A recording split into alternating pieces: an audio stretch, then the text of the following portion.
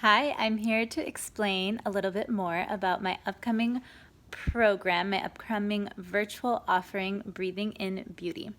So, I value effectiveness, and effectiveness meaning the power or the capacity to achieve an intended result.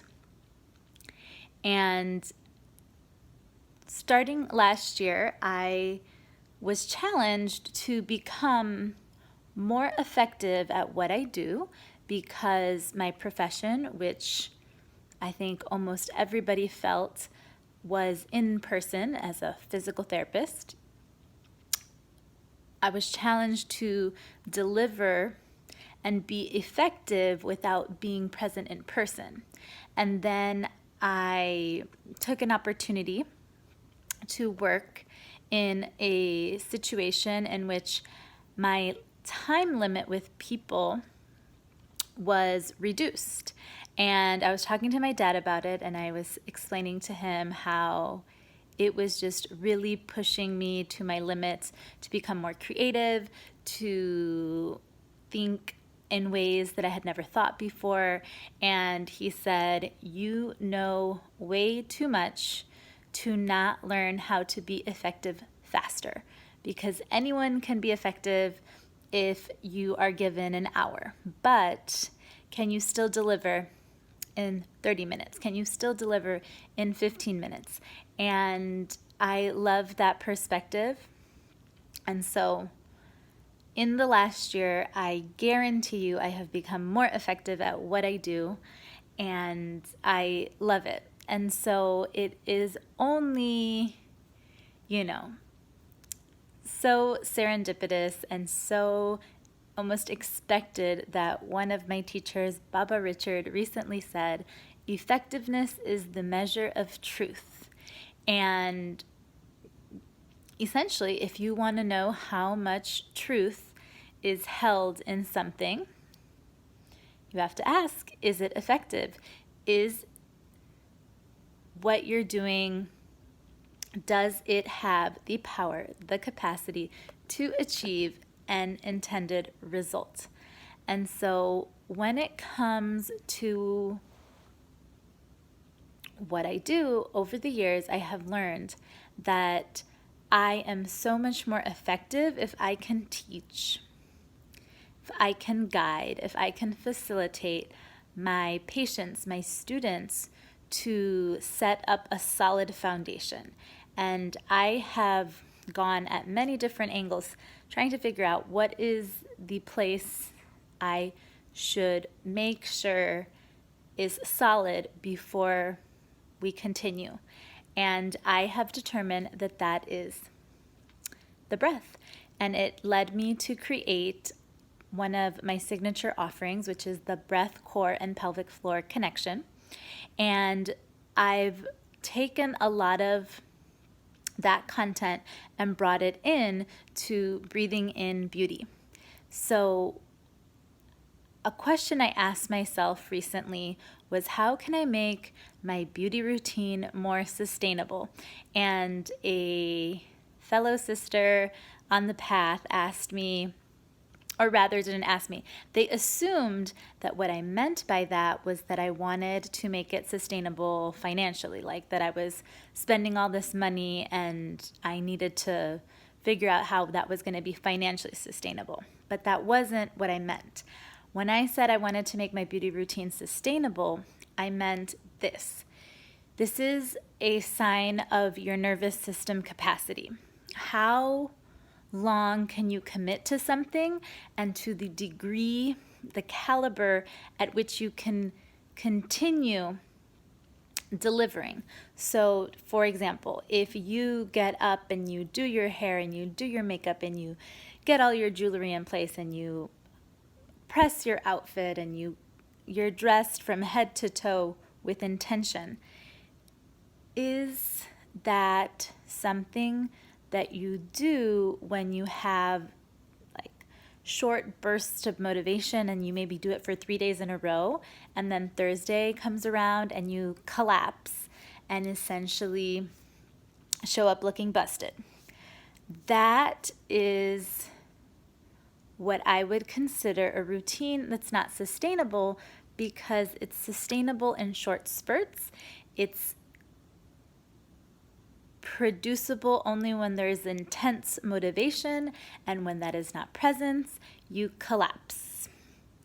And so I had just planted a seed for myself and asked, what would make my beauty routine more sustainable? Meaning that it doesn't lead me to collapse, doesn't make me feel like I can only sustain it for 3 days a week and then I have to check out of it before I gain enough energy to return to it.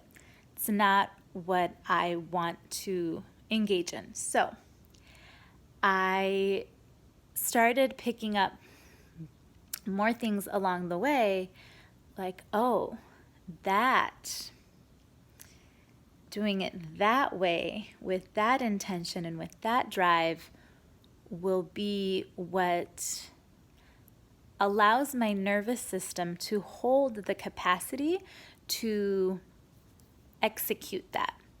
People who collapse like that, their nervous system can't hold that charge. It short circuits them. And thus, you haven't built the capacity in your nervous system to handle that routine. It short circuits you, you collapse, and then a few weeks later, you pick it back up once you reset. But inevitably, you keep playing out that cycle. So I identified that and started asking, okay, how can I make this more sustainable? And with that said, I realized I brought in other concepts from my work in physical therapy and my work in yoga, and I said, okay, the foundation needs to be solid. The foundation that we build off of needs to be of such that there are certain things that are just nice little accoutrements and other things that have to be really solid foundation. So if the little extra pieces fade for a moment, there will always be a solid foundation which sustains you and which holds you, in this case, within your beauty routine. So I noticed that if you are effective with your capacity to breathe, you will experience numerous benefits, and there's a much deeper meaning of beauty that is woven into this program, and you'll find out if you decide to join. We start on May 22nd. Reach out to me if you want to join. And this much deeper meaning of beauty that's woven in that will teach you how to add things to your routine that will help make them the routine sustainable and will prevent this collapse. And I love things. In order for that to happen, you need things to serve multiple purposes.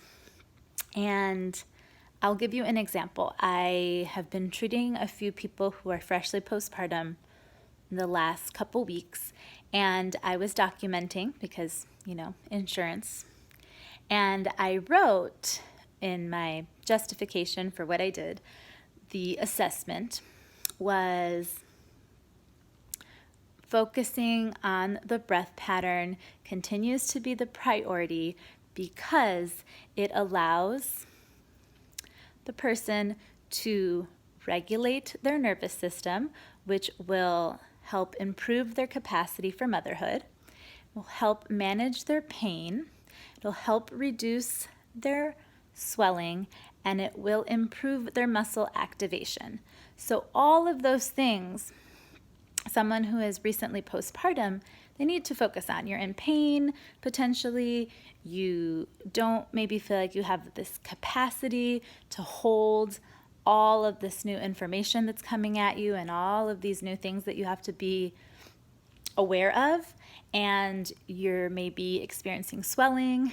And on top of that, whenever you have swelling, whenever you have pain, your muscle activation is reduced. So maybe you're not feeling like yourself and not feeling as physically capable and that leads to not feeling so hot mentally. So there was so many reasons why the emphasis on breath took, the priority of our treatment session, and why I was writing to justify that that was what primarily we did.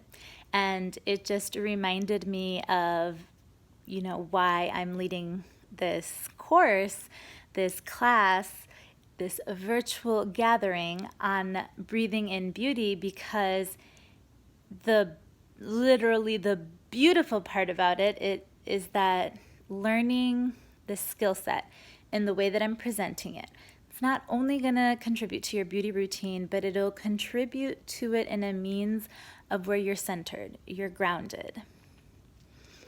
There is this emanation of your presence. When you start to focus on your presence, that in and of itself can be very captivating and very alluring, and it is a skill set. Some people assume that maybe others just wake up more beautiful than them, and that really isn't the case. It is a skill set that you have to cultivate, and a skill set that you must be willing to cultivate. And the way that I am presenting the topic is in a way where, like I explained, there's layers, and it'll set up a foundation. So one way that I can explain this foundation that is super necessary for you to establish, it's as if you were going into a shopping spree without knowing your budget. As if you were going to step into marriage and not know your values. So if you want to step in to a sustainable beauty routine, the foundation is breathing. So let me know if you're interested. Let me know if you have more questions. You know your way into my DMs. So please reach out. The plan is to start on May 22nd.